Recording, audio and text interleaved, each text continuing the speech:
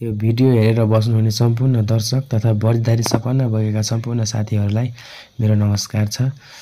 यो भदौ 2022 साल भदौ 6 गते नेपाल सशस्त्र प्रहरी बलका विभिन्न पदहरूमा विज्ञापन खुलेको छ। तपाईहरुले फर्म भरिसक्नुभयो होला। फर्म भरेर पनि यसको प्रथम चरण ब्रेन चेक साधारण शारीरिक परीक्षण भइसकेको छ। यसमा छनौट हुने सम्पूर्ण साथीहरूलाई धेरै धेरै धन्यवाद र छनौट नभएका साथीहरूलाई पनि धेरै धेरै धन्यवाद, जसले चाहिँ प्रथम चरणको स्वाद चाख्न पाउने अवसर पाउनु भएको छ। पुलिस आर्मीमा पनि भ्याकेन्सीहरू खुलिरहेछ, त्यतातिर पनि प्रयास गर्दै गर्नु होला। तपाईको भाग्यले कता तानेछ। अब यसमा छनौट भएन भनेर त्यति मन हतोत्साहित गराउनु पर्ने अवस्था पनि छैन। र आजको यस विषयवस्तु भर्खर भर्ना हुन चाहने, सशस्त्र प्रहरीमा भर्ना हुन चाहने सम्पूर्ण साथीहरुका लागि चाहिँ एकदमै महत्त्वपूर्ण जानकारी हुन सक्छ। यसमा विभिन्न भ्याकेन्सीहरू खुलेको छ, तपाईले पनि हेरिसक्नु भएको होला। यो भ्याकेन्सीहरू सशस्त्र प्रहरी बलको लागि चाहिँ अब कुन चरणहरू, कतिवटा चरण हुन्छ र चरण कसरी पार गर्न सकिन्छ भन्ने तपाईको अन्तर्वार्तासम्मका सम्पूर्ण चरणहरूको बारेमा चाहिँ आज यस भिडियोमा चाहिँ जानकारी हुन्छ। भिडियो स्किप नगरिकन हेर्नु होला। आफ्नो मन मिल्ने साथीलाई सेयर गर्नु होला, पछि हेर्नको लागि आवश्यक पर्छ। यहाँ धेरै कार्यालयको नम्बरहरू पनि छ। यहाँ आफूलाई कुनै समस्या पर्यो भने फोन गरेर बुझ्न पनि सक्नुहुन्छ। कहाँबाट फर्म भर्नु भएको छ हजुरहरूले कमेन्ट बक्समा लेख्नु होला। र यसको बारेमा अलिक केही बुझिएन, जानकारी भएन भने नि कमेन्टमा लेख्नु होला। त्यसको लागि पनि म आफूले सकेसम्म जानकारी दिने कोसिस गर्छु। ढिला नगरिकन एका चरणहरूको बारेमा विस्तृत रूपमा जानकारी गराउँछु। प्रत्येक चरण तपाईको पहिलो चरणमा चाहिँ प्रारम्भिक शारीरिक परीक्षण भनेको छ, जसमा तपाईको हाइट, उचाइ कति छ, अनि तपाईको तौल कति छ, छाती फुल्याउँदा कति फुल्याउनुपर्छ, यो सबै कुराहरू दिइरहेछ। अनि साधारण ब्रेन चेक होइन, जसमा तपाईको अङ्गभङ्ग, हातखुट्टा बाङ्गो टिङ्गो नभएको, औँला ठिक नभएको, अनि घुँडा कि नख नभएको, दुवै खुट्टा जोडेर उभिँदा गोलीगाठो ठिक बीच 10 सिएम भन्दा धेरै ग्याप हुनुपर्छ। ब्लो लेग, दुवै खुट्टा जोडेर उभिँदा घुँडा बीच 8 सिएम भन्दा धेरै ग्याप हुनुपर्छ। रकेट भई फाटेको, धेरै चेप्टो पैताला भएको, प्रष्ट बोली नभएको र भकभके लठ्याउरो, अस्वाभाविक रूपमा उपट खाडल भएको धेरै छ। यो तपाईँ आफै पढ्नु होला। यहाँ धेरै यस्तो भयो भने तपाईँ चाहिँ ब्रेन चेक गर्दैन भने हो यो चाहिँ। अनि त्यसो द्वितीय चरणमा तपाईँको शारीरिक सहिष्णुता परीक्षण भन्छ। तपाईँ अब तपाईँको दौड कति दौड्नुपर्छ, सेटअप कति हान्नुपर्छ, पुसअप कति हान्नुपर्छ, चिनअप कति हान्नुपर्छ, 3200 दौड कतिमा उत्तीर्ण गर्नुपर्छ भन्ने सम्पूर्ण दिएको छ। जस्तो अब 300 मिटर दौड गर्दा 48 सेकेन्डमा पास गर्नु पर्यो। त्यसपछि सेटअप चाहिँ तपाईँले हान्दाखेरि 20 पटक हान्नु पर्यो, पुसअप 20 पटक, चिनअप 7 पटक, 3200 मिटर चाहिँ 13 मिनटमा पास गर्नु पर्यो भनेको छ। यो तपाईँले चाहिँ 300 मिटर दौड चाहिँ 48 सेकेन्डभन्दा माथि लाउनु भयो भने त्योमा चाहिँ तपाईँको दौड गर्दैन भनेको छ। अनि महिलाको लागि चाहिँ 58 सेकेन्ड रहेछ। यसै गरी तपाईँले यो हेर्न सक्नुहुन्छ। त्यसपछि तपाईँको तृतीय चरण भनेको छ। तृतीय चरणमा तपाईँको विस्तृत स्वास्थ्य परीक्षण भन्छ। विस्तृत स्वास्थ्य परीक्षणमा तपाईँको जनरल पर्सनालिटी अब्जर्भेसन भनेको छ। जनरल पर्सनालिटी अब्जर्भेसनमा चाहिँ तपाईँले यसमा तपाईँको के कुरा हेरिन्छ भने यसमा तपाईँको बोली लडबडाउँछ कि लडबडाउँदैन त्यो कुरा हेरिन्छ। त्यसपछि तपाईँको मानसिक अवस्था ठिक छ कि छैन त्यो कुरा हेरिन्छ। तपाईँको बोल्ने शैली कस्तो छ त्यो कुरालाई पनि ध्यान राखिन्छ यसमा। मनोवृत्ति भन्छ त्यसलाई। अनि तपाईँको बोली चाली हरेक कुराहरू हेरिन्छ यसमा।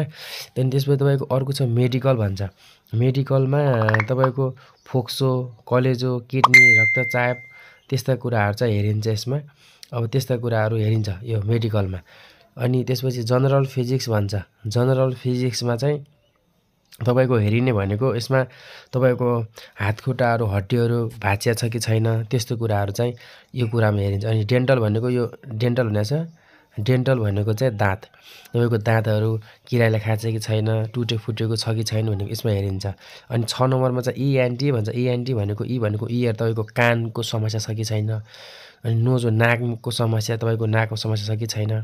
अनि त्यो कुराहरू चाहिँ टिएनसी भनेर जान्छ। टी भनेको तपाईँको थ्रेड, घाँटीमा तपाईँको के समस्या छ कि छैन त भन्ने कुरा त्यो हेरिन्छ। अनि बिटी भन्छ। बिटी भनेको चाहिँ तपाईँको रक्तचापको अवस्था कस्तो छ बिटी भने आयो चाहिँ बिटी भनेको रक्तचापको अवस्था कस्तो छ भन्छ। अनि 7 नम्बरमा तपाईँको प्रेग्नेन्सी भनेको छ। प्रेग्नेन्सी भनेको अब यो महिलाको लागि हो। अब महिला प्रेग्नेन्सी छ कि छैन त भन्ने कुरा त्योबाट हेरिन्छ। त्यसपछि तपाईँको अब चतुर्थ चरण भनेको छ। यो सबैभन्दा महत्त्वपूर्ण चरण हो, लिखित चरण हो यो चाहिँ। यसमा तपाईँहरूको नेपालीबाट 30 मार्क्सको सोधिन्छ, जसमा नेपाली व्याकरण अनि त्यसपछि नेपालीलाई अङ्ग्रेजीमा अनुवाद गर्ने, स्वर वर्ण खाली ठाउँ भर्ने, व्यञ्जन वर्ण खाली ठाउँ भर्ने, त्यसपछि चिठी लेखन छ, निबन्ध लेखन छ, चिठी लेखन छ। अनि अङ्ग्रेजीमा पनि तपाईँको 20 मार्क्स 20 अङ्कको हुन्छ यो। यसमा पनि तपाईँको ग्रामर, नाउन, प्रनाउन, आर्टिकल अनि simple sentence translation English to Nepali छ, इङ्ग्लिसलाई नेपालीमा ट्रान्सलेट गर्ने छ। त्यसपछि अङ्ग्रेजी अक्षरहरू खाली ठाउँ भर्ने छ यसमा। त्यसपछि अङ्ग्रेजी अक्षरमा ठुलो र सानो एबिसिडी एउटै हो। अनि गणितमा तपाईँको 20 मार्क्सको छ।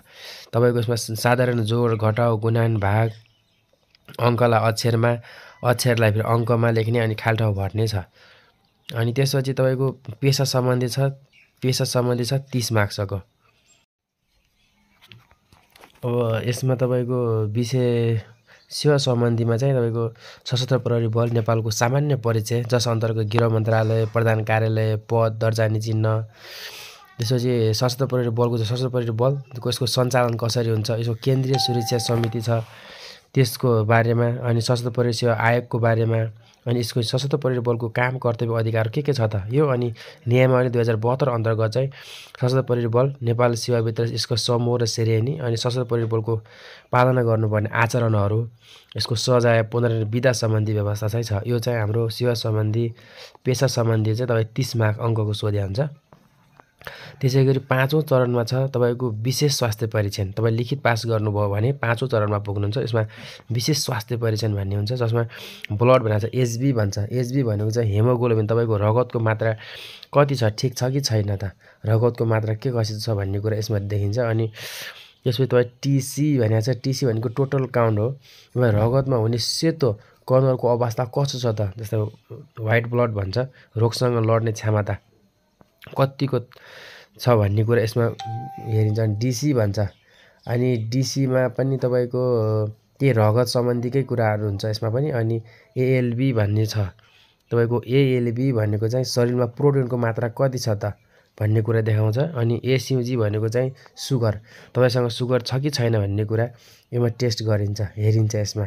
अनि यामी भनेको चाहिँ मलेरिया, तपाईँकोमा मलेरिया रोग छ कि छैन त भन्ने यस्ता रोगहरू छ यसमा हेरिन्छ। अनि 2 नम्बर चाहिँ चेस्ट अथवा एक्सरे रिपोर्ट भनेको छ।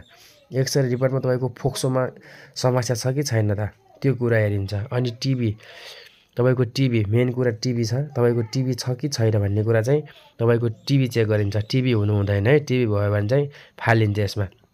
अनि फोक्सोमा समस्या हुनु भएन। अनि त्यसपछि सेरम भन्नेहरू है। अब सेरम क्रिटाइन भन्छ। यो परीक्षणले चाहिँ तपाईँको मूत्राशय किडनी कति राम्रो छ त भन्ने कुरो यसको परीक्षण गर्छ। अनि युरिन रुटिन भनेको तपाईँको पिसाब, अब पिसाबबाट धेरै रोगहरू पत्ता लाग्छ नि त, त्यही भएर पिसाब टेस्ट गरिन्छ र पिसाबबाट तपाईँको सुगर, प्रोटिन, रक्त कस्तो अवस्था छ त त्यसबाट त्यो पत्ता लगाएर। एचआइभी, तपाईँलाई एचआइभी छ कि छैन भन्ने कुरा चेक गरिन्छ यसबाट। 5 नम्बरमा एचआइभी टेस्ट गरिन्छ।